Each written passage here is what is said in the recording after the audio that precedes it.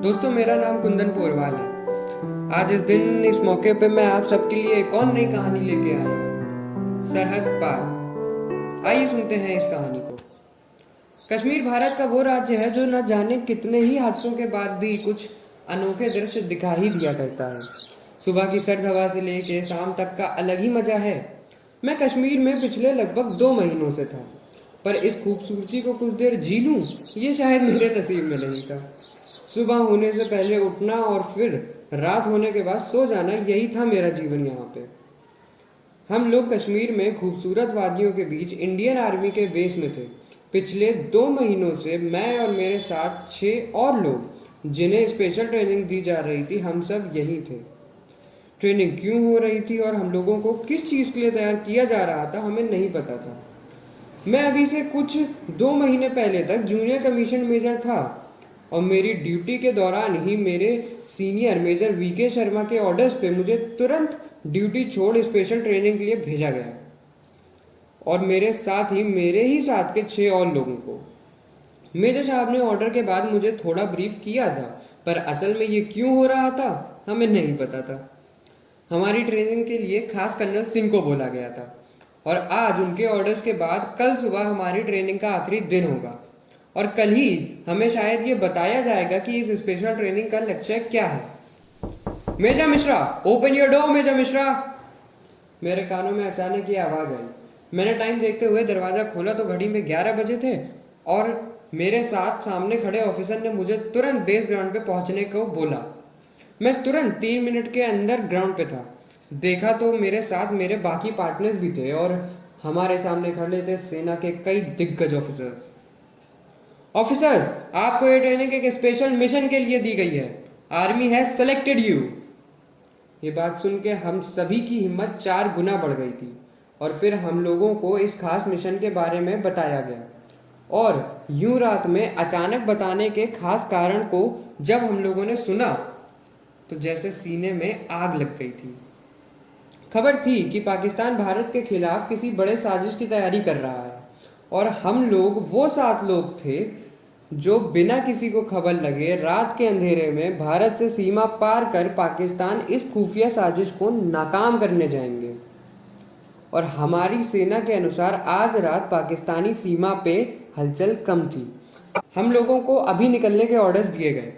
हम लोगों की ट्रेनिंग में हमें वो सारे छोटे बड़ी चीज़ों से वाकिफ कराया गया था जो हमें वहाँ सुरक्षित रखने में मदद करेंगी। हम लोग पूरी हथियारों से लैस होके पूरी तैयारी के साथ अपनी देश की मिट्टी को सर से लगाए अपने नियुक्त मिशन पे निकल गए। जाते समय हमें नहीं पता था कि हम लौट के वापस आएंगे भी कि नहीं। बस दिल और दिमाग दोनों में ही जोश और भारत माता का आशीर्वाद था। आधी रात में हम खुफिया तरीके से अपनी पवित्र मिट्टी छोड़ हम पाकिस्तान पहुंच चुके थे।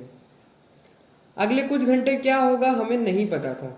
सीमा पार हम लोगों तय किए हुए जगह पहुंच चुके थे, और सुबह होने के साथ साथ अपने ठिकाने पे भी।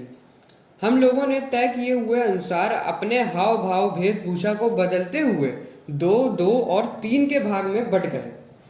भगवान की मदद से और भारत माता के आशीर्वाद से अगले 6 दिन हम लोगों ने बिल्कुल सुरक्षित निकाल लिए थे, और साथ में अपने काम को अंजाम भी देते हुए। हम सभी रोज बदल बदल के 2, 2 और 3 के हिस्से में बट के अपने काम कर रहे थे, पर आज जब अनुराग और दौलत सिंह लौटे तो उन्होंने बताया कि शायद पाकिस्तानी एजेंसी को हमारे बारे में पता लग चुका है।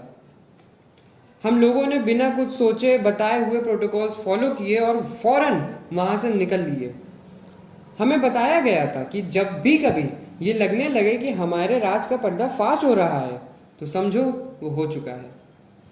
हम लोग अपने अड्डे से निकल के पीओके के पहाड़ों में पहुंच चुके थे, और वहां से अपने देश अपने वतन वायरलेस मशीन से संपर्क करने की कोशिश कर रहे थे।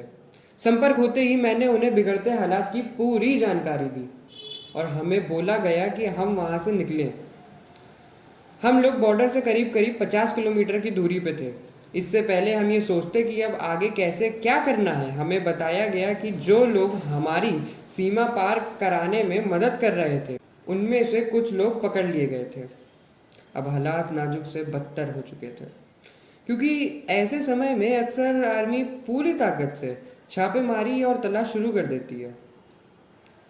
हम लोग रात के 2 बजे के अंधेरे में बिल्कुल अकेले हो चुके थे, क्योंकि जो हिंदुस्तानी लोगों की मदद से हम सीमा पार करके यहाँ आए थे, उनसे हमारा अभी तक कोई भी बात नहीं हुआ था। हम लोग अपने देश वापस जाने के लिए बिना किसी सेफ्टी बैकअप के निकल लिए, पर कुछ ही देर में हमें वायरलेस से खबर मिली कि हमारी मदद के लिए 2 लोग पाकिस्तानी मिलिट्री बेस से थोड़ा दूर हमारा इंतजार कर रहे हैं।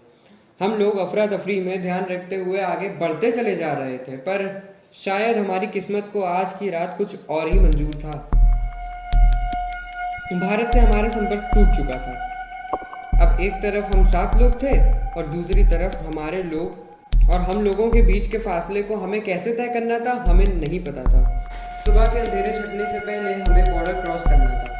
करीब 4 बजे पाकिस्तान मिलिट्री बेस से कुछ दूर पहले हमें वो 2 लोग मिल चुके थे जो हमें बॉर्डर क्रॉस कराने में मदद करेंगे, पर इससे पहले हम उन लोगों के बताए अनुसार काम करते, पाकिस्तानी आर्मी की एक टुकड़ी के कुछ लोगों ने हमें देख लिया था और फायरिंग शुरू हो गई थी।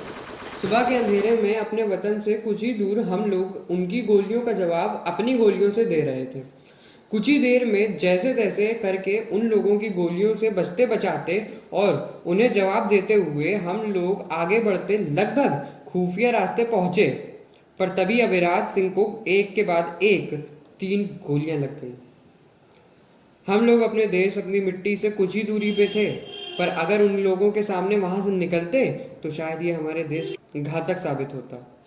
इसीलिए उनको मुंह तोड़ जवाब देते हुए फायरिंग करने लगे, पर हमें ये भी डर था कि जितनी देर हम यहाँ रुकेंगे उतना ही वक्त पाकिस्तानी सेना को यहाँ पहुँचने के लिए मिल जाएगा, क्योंकि अभी तो सिर्फ कुछ ही लोग हमारे सामने थे। जैसे जैसे सुबह का अंधेरा छटने लगा वैसे ही हमारे साथ के 2 और लोगों को गोली लग चुकी थी, और मैं इससे पहले किसी को देखता अनुराग को भी गोली लग गई। मैं उसको बचाने के लिए उसके पास गया तो उसने मेरी बाह पकड़ते हुए बोला, सर मैं भारत की मिट्टी पे मरना चाहता हूँ। और मैं कुछ बोलता उससे पहले ही वो मेरे हाथों में खुद को रख के चला गया। 1 मिनट में बिल्कुल सुन्न था। हम लोग सिर्फ 3 रह गए थे और हमारे सामने पाकिस्तानी फौज आने की आवाज़ आने लगी थी। हम तीनों के दिल सहम जरूर चुके थे, पर अभी भी जोश की कमी नहीं थी। हम जानते थे कि अब कुछ ही मिनट में पाकिस्तानी आर्मी यहाँ पहुँच जाएगी। हम तीनों ने गहरी सांस लेते हुए एक दूसरे को देखा और आंखों आंखों में एक दूसरे से साथ वापस चलने का वादा करते हुए बराबरी से उनका मुकाबला करने लगे। हम अपनी जमीन की ओर बढ़ने लगे, पर अचानक आसमान में हमें बचाने हमारे देश के वीर चॉपर में तैयार हवा में आ गए थे और हमें कवर देते हुए अपने साथ वापस ले आए थे। 7 दिन पहले हम 7 लोग एक साथ सीमा पार करके एक साथ वापस लौटने का वादा करके गए थे, पर आज हम लौटे सिर्फ 3। पर वैन में हमारे सामने वाली जगह जो मेरे दोस्तों की थी वो खाली थी। मुझे समझ नहीं आ रहा था कि मैं खुश हूँ कि मैं पाकिस्तान से अपने देश के लिए कुछ करके लौटा हूँ, या रो लूँ कि मैं मेरे साथी, मेरे बंधु, मेरे दोस्तों के मृत शरीर तक अपने साथ ना ला सका। हम 7 लोगों के इस मिशन का नतीजा ये हुआ कि पाकिस्तान अपने प्लान में एक बार फिर नाकाम हुआ और हम सभी को इस वीरता से भरे काम के लिए सम्मानित किया गया। पर आज अपने साथियों के साथ ना होने से मुझे इस सम्मान में भी कुछ अधूरा सा लग रहा था। जंग शायद देखने वालों के लिए 2 देशों के बीच की लड़ाई हो सकती है, या कुछ आंकड़ों में तय किए हुए सैनिकों की मौत, पर हर जंग सिर्फ